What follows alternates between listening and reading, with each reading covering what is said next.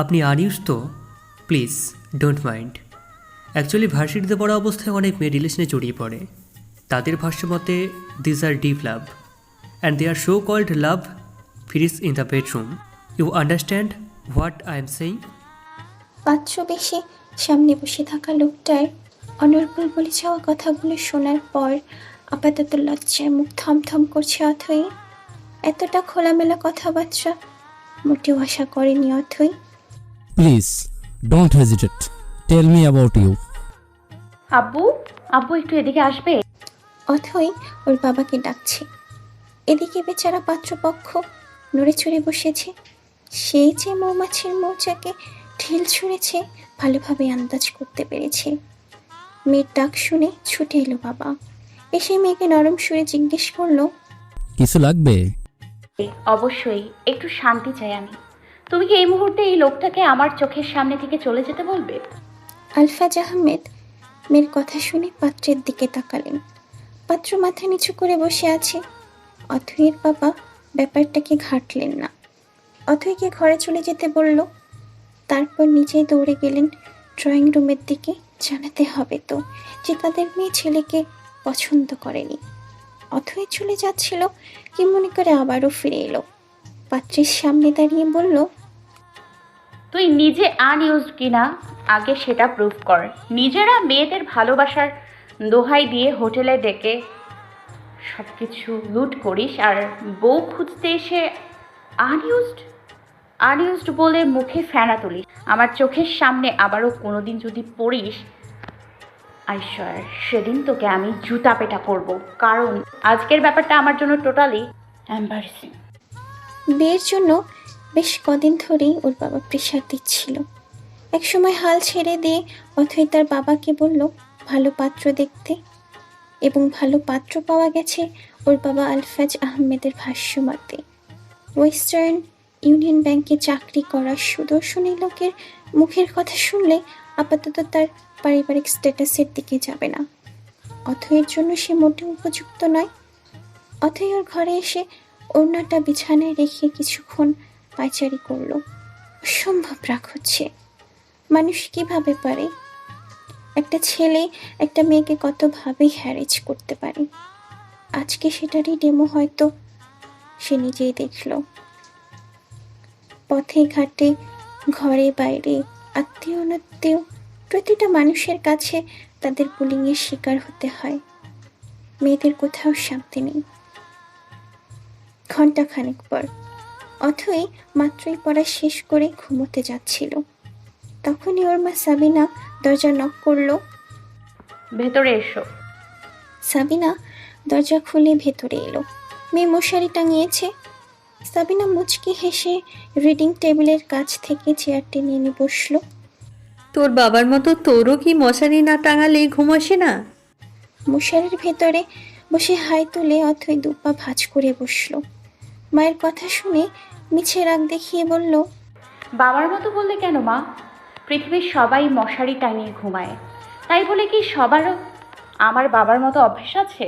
মশার জ্বালাতনে মশারি টানানো লাগে, নয়তো প্রতিদিন কার ভালো লাগে মশারি টানাতে? সাবিনা প্রসঙ্গ বদলে ফেললেন। অথই ওর মায়ের মুখের দিকে তাকিয়ে আছে। ওর মা যে এখন এই ঘরে এসেছে তার পেছনে বিশেষ কারণ আছে, নয়তো রাত 11টার পর ওর মা কখনোই ওর ঘরে আসে না। প্রহরকে তোর কেমন লাগে? Just disgusting. অথই, প্লিজ, তুমি এখন প্রহরের ব্যাপারে আমার সঙ্গে কথা বলতে এসো না। একটা চরিত্রহীন ছেলের কথা তোমার মেয়ের সঙ্গে আলাপ করতে তোমার মুখে বাজছে না? প্রহর মোটেও খারাপ নয়, বিদেশে বড় হয়েছে, কিছুটা ওপেন মাইন্ডেড। বাংলাদেশের কালচারের সম্পর্ক কী বা জানে, হয়তো সেদিন ভুল করেই। থাক মা জননী, তুমি আর কষ্ট করে প্রহরের ব্যাপারে আমাকে মোটিভেট করো না। আমার দিন এতটাই খারাপ আসেনি যে প্রহরের মতো মানুষকে নিয়ে গসিপ করতে হবে। অথই গায়ে কাঁথা টেনে শুয়ে পড়ল। শরীরটা আজ বড্ড ক্লান্ত লাগছে। এত এত প্রহর, নীলদের মতো কাপুরুষদের ভিড়ে অথয়ের স্বপ্নের মানুষটা কই আছে কে জানে। আর কতকাল অপেক্ষা করলে দেখা মিলবে তার স্বপ্ন পুরুষের। সাবিনা মেয়ের ঘরের লাইট অফ করে দরজা বন্ধ করে বের হয়ে এলো। ডাইনিং টেবিলের কাছে অথৈর বাবার সঙ্গে দেখা হয়ে গেল সাবিনার। সাবিনা আলফাজের সামনে দাঁড়িয়ে বলল, অথই, প্রহরের বউ এটা জানার পরও তুমি কি করে অন্যত্র অথয়ের বিয়ে ঠিক করেছো? নাজিফা আপা শুনলে? নাজিফা আপার সঙ্গে কথা হয়েছে আমার। বাল্যকালে হওয়া প্রহর এবং অথর বিয়ের সমাপ্তি এবার নিজ হাতে করবেন তিনি। আগামী 3 নভেম্বর তিনি দেশে আসবেন প্রহরকে সঙ্গে নিয়ে। এবার আমার মেয়ে মুক্ত হয়ে যাবে সেই বাল্যবিয়ের সম্পর্ক থেকে। কিন্তু অথই? অথৈকে সব বলবো, সবটা জানাবো, তবে নাজিফা আপা দেশে আসার পর। তুমি এখনই কিছু বলতে যেও না, নয়তো হিতে বিপরীত হতে পারে। সাবিনা আর আলফাজ সারা রাত ঘুমাতে পারল না মেয়ের অনিশ্চিত ভবিষ্যতের কথা ভেবে। তারা যে প্রহরের কাছে অথৈকে দেওয়ার কথা ভেবেছিলেন সবটাই যে ভুল ছিল তা হাড়ে হাড়ে টের পাচ্ছে। 5 তারকা হোটেলের 5th ফ্লোর একটি কনফারেন্স চলছিল। বিগ ওশেন ইন্ডাস্ট্রি আজ 50 বছর পূর্তি উপলক্ষে গ্র্যান্ড পার্টি থ্রো করেছেন এহসান মির্জা। সেই পার্টিতে এহসান মির্জার পাশেই হাস্যোজ্জ্বল প্রহর মির্জাকে দেখে পার্টিতে থাকা মেয়েরা মরমে মরে যাচ্ছিল। একটুখানি সুযোগ খুঁজছিল তারা, কখন প্রহরকে একা পাবে। সেই মহেন্দ্রক্ষণ খুব দ্রুতই চলে এলো। প্রহর ওয়াশরুমে চলে যায়। বেসিনের কল ছেড়ে চোখে মুখে পানি দিয়ে টাওয়াল দিয়ে মুখ মুছে আয়নায় মুখ দেখছিল। ঠিক তখনই আয়নায় তার প্রতিবিম্বের পাশে নারী প্রতিবিম্ব দেখতে পেল। প্রহর চিনতে পারল না মেয়েটাকে, আগে দেখেছে বলে মনে পড়ল না। বেশভূষা এবং চেহারার গড়ন বলে দিচ্ছে মেয়েটা এখানকার স্থানীয়। আমেরিকানদের চেহারা কখনোই মায়াময় মনে হয়নি প্রহরের কাছে, খুব সাধারণ আদলে গড়া হয়েছে তাদের। প্রহর পাশ কাটিয়ে চলে যাচ্ছিল, ঠিক তখনই অভাবনীয় কাণ্ড ঘটিয়ে ফেলতেই যাচ্ছিল মেয়েটি। কিন্তু বাদশাদে প্রহর মেয়েটাকে এক ধাক্কা দিয়ে নিজের কাছ থেকে দূরে সরিয়ে দেয়। যদিও প্রহরকে স্পর্শ করতে পারেনি, তবুও যেন প্রহরের ইচ্ছে করছিল মেয়েটার গলা চেপে মেরে ফেলতে। ফালতু মেয়ে কোথাকার, ছেলেদের দেখলে মরে যাই টাইপ তাদের expression. Hi there, Iddu. What happened honey? Prohor pocket থেকে টিস্যু বের করে বারবার নিজের অধর মুছে যাচ্ছে। এদিকে মেয়েটি বেহায়ার মতো প্রহরের সামনে গিয়ে বারবার বলছে, I love you, Bohor, and I was totally feel. Stop there and get out from here. কিছু ডলারের নোট সেই মেয়েটির মুখের উপর ছুঁড়ে ফেলল। মেয়েটা কিছু সময় জন্য স্তব্ধ হয়ে দাঁড়িয়েছিল, তারপর ডলারের নোটগুলো কুড়িয়ে রুম থেকে বের হয়ে যায়। প্রহর মেয়েটাকে ভয়ানক কিছু একটা বলে ওয়াশরুম থেকে বের হয়ে সোজা হোটেলের নিচে চলে এলো। ড্রাইভারকে কল করলে ড্রাইভার গাড়ি নিয়ে চলে আসে। প্রহর ড্রাইভারের কাছ থেকে চাবি নিয়ে নিজে ড্রাইভ করে চলল ফার্ম হাউসের দিকে। রাত 3টা। প্রহরের চোখে ঘুম নেই। এত ছোট রাত অথচ দীর্ঘ মনে হচ্ছে। কারণটা হয়তো বিশেষ বলেই কপালে স্লাইড করতে করতে প্রহর ভাবছে কারো কথা। পরনের হলদে শাড়ি, এক চিলতে হাসি, অগ্নিমূর্তি চোখ রাঙিয়ে তাকায় এমন একটি পুতুলের কথা ভাবছে সে। জীবন্ত একটি পুতুল সে দেখে এসেছে বাংলাদেশে। বিগত 15 দিন ধরে তার মনে হচ্ছে বাংলাদেশে সে বিশেষ কিছু রেখে এসেছে, এবং সেই বিশেষ কিছুই হলো সেই জীবন্ত পুতুলটা। কিন্তু পুতুলটা বড্ড হিংস্র, সহজেই কথার মায়াজালে বেঁধে ফেলা যায় না তাকে। তাই তো মনটা বিক্ষিপ্ত হয়ে আছে। সামান্য একটি মেয়ে প্রহর মির্জার আত্মসম্মানকে ভেঙে গুঁড়িয়ে দিয়েছে। এমন সময় মোবাইল ফোন বেজে উঠল। টেবিলের ওপরেই থাকা মোবাইলটা তুলে দেখল রাম্মি নাফিজা কল করেছে। প্রহর স্বাভাবিকভাবেই কল রিসিভ করলো। হ্যালো। আসসালামু আলাইকুম। ওয়ালাইকুম আসসালাম। আমি কতবার বলবো আপনি আমাকে সালাম জানাবেন না, তারপরও আপনি সেই একই কাজ করেন। সালাম বিনিময়ে অনেক নেকি পাওয়া যায়, আমি সেই নেকি কুড়াতে চাই প্রহর। তাছাড়া আমি তোর মা, তোর উচিত আমাকে প্রথমে সালাম জানানো, বাট তুই। আমি আই এম সরি, আসলে অন্য মনস্ক ছিলাম। প্রহরের জবাব শুনে ফোনের ওপাশ থেকে নাফিজার দীর্ঘশ্বাসের সুর শোনা গেল। প্রহর কিছু বলল না। অথয়ের কথা মনে আছে তোর? আবারও অথয়ের কথা কেন তুলছেন? অথয়ের কথা কেন তুলছি এটা আমার চেয়ে ভালো তুই জানিস প্রহর। আমি জানি না এবং জানতেও চাই না আম্মি। আপনি এবং বাবা মিলে ব্যাপারটা যদি আপোষে সেটেল করতে পারেন, দেন আমার সঙ্গে এই ব্যাপারে কথা বলতে আসবেন। প্রহর কল কেটে দিল। সব মন খারাপের মুহূর্তে একসাথে আসতে হলো। পুরনো ঘটনা মনে দৃশ্যপটে হানা দেয়। অথই দাঁতে দাঁত খিঁচিয়ে তাকিয়ে আছে প্রহরের দিকে, আর প্রহরের চোখে প্রশান্তির সুখ। গত 1 মাস ধরে যার জন্য প্রহরের চোখে ঘুম ছিল না, আজ সেই মানুষটা তারই চোখের সামনে বসে আছে, ঠিক সেদিনের মতো। আজও তার একই চাহনি, পরনের হলদে শাড়ি, অগ্নিমূর্তি, চোখ রাঙিয়ে তাকায়, সবটা আজও তার চোখে মুখে স্পষ্ট। প্রহরের মা নাজিফা এবং প্রহর অথৈদের বাড়িতে উপস্থিত হয়েছে আজ। অথৈদের ড্রয়িং রুমে অথৈর বাবা, মা, প্রহর এবং প্রহরের মা বসে আছে। তাদের সবার দৃষ্টির কেন্দ্র কিন্তু অথৈ। অথৈ প্রহরকে ওদের বাসায় দেখে যা রিয়াকশন দেখিয়েছে, আপাতত ওদের বাল্যকালের হওয়া বিয়ের খবর কি করে জানাবে তা নিয়ে সন্দিহান হয়ে পড়েছে অথৈর বাবা, মা এবং নাজিফা। অথই, জি আন্টি। এদিকে এসো। নাজিফা অথৈকে কাছে ডাকলেন।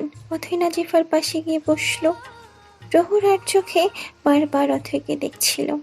তার মানে তার হৃদয় হরণে আর কেউ নয়, স্বয়ং অথৈ। মেয়েটাকে দেখেছিল প্রায় 10 বছর আগে, যখন ওদের বিয়ে। ওয়েট, তার মানে অথৈর স্ত্রী। ও মাই গড, এতটা চেঞ্জ! গুলোমুলো অথৈ এতটা শুকিয়ে গেছে, তাই তো প্রথম দেখায় চিনতে পারেনি সে। প্রহরের বুক অস্বাভাবিকভাবে কাঁপছে।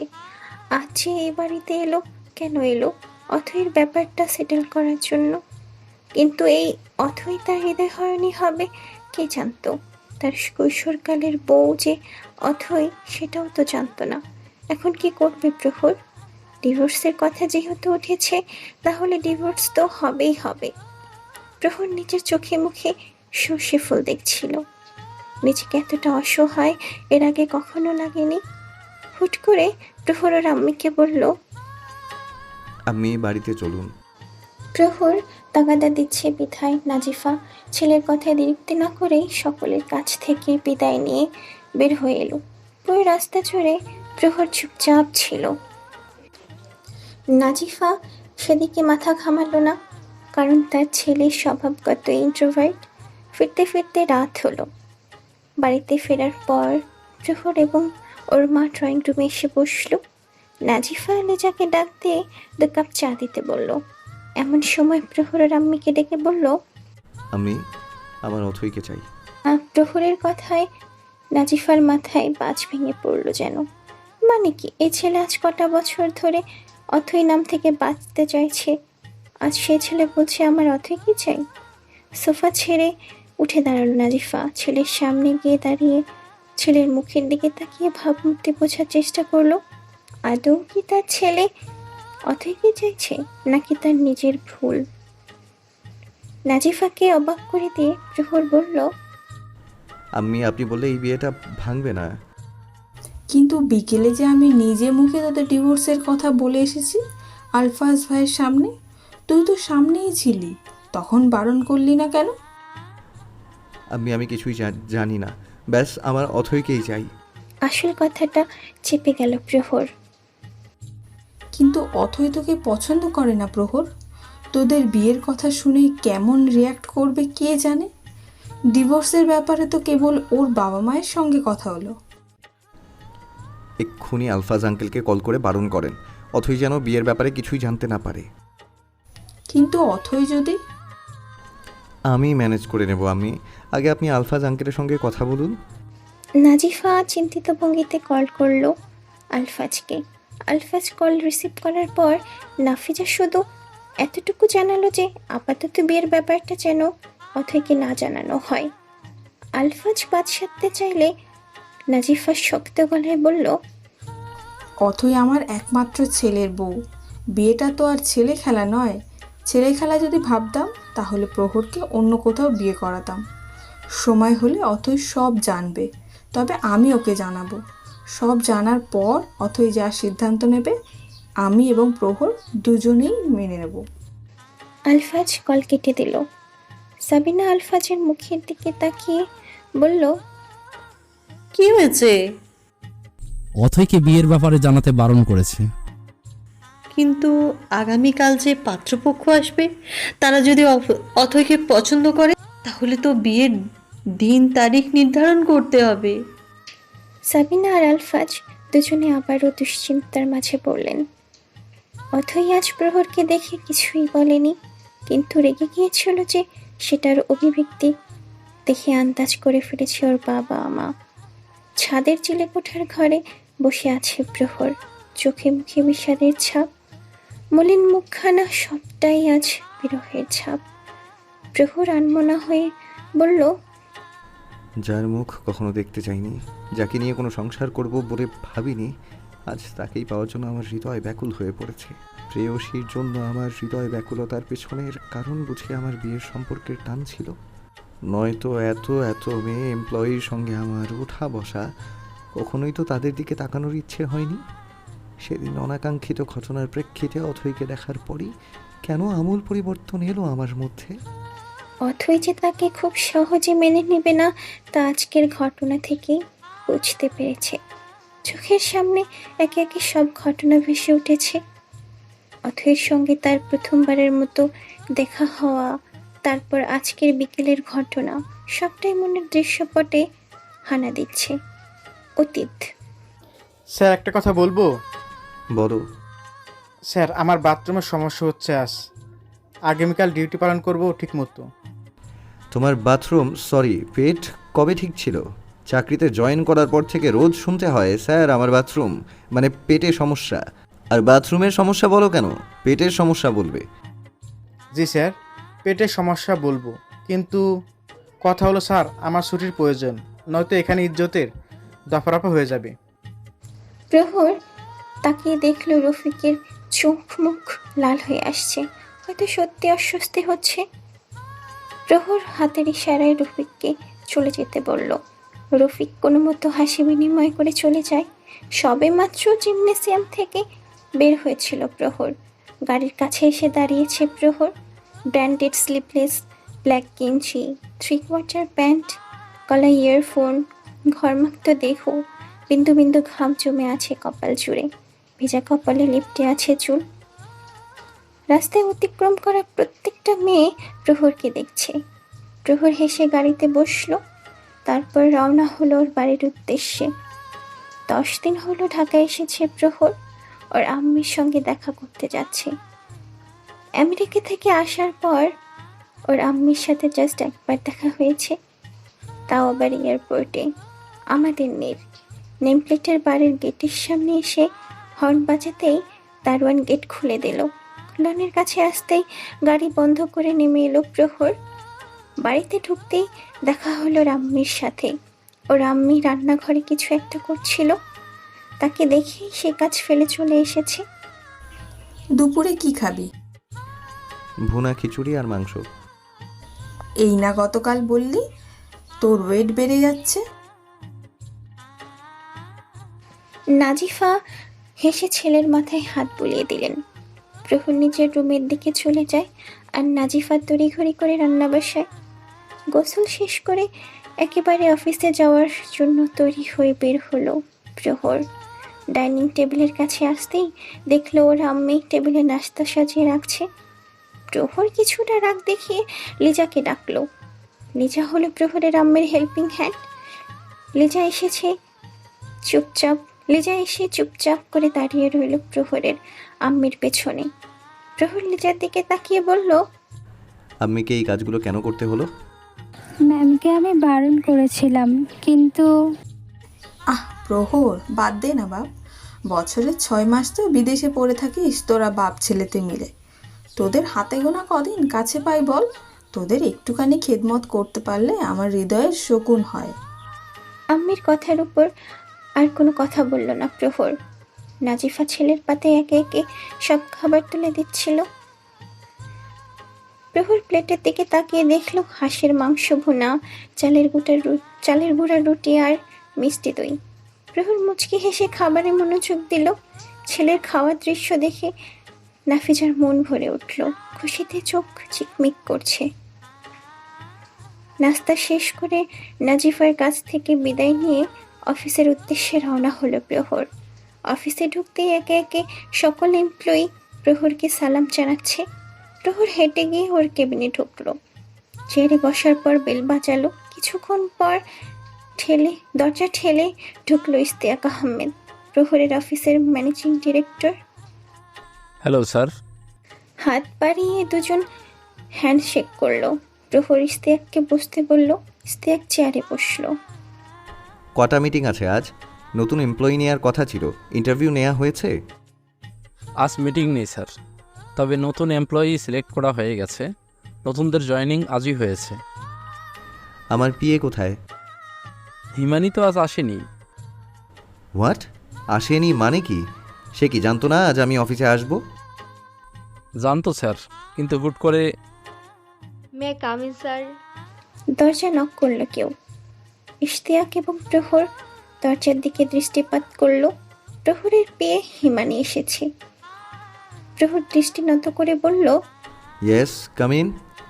And mister Ishtiaq, you can go now. Thank you sir. Ishtiaq cabin থেকে বেরিয়ে যায়।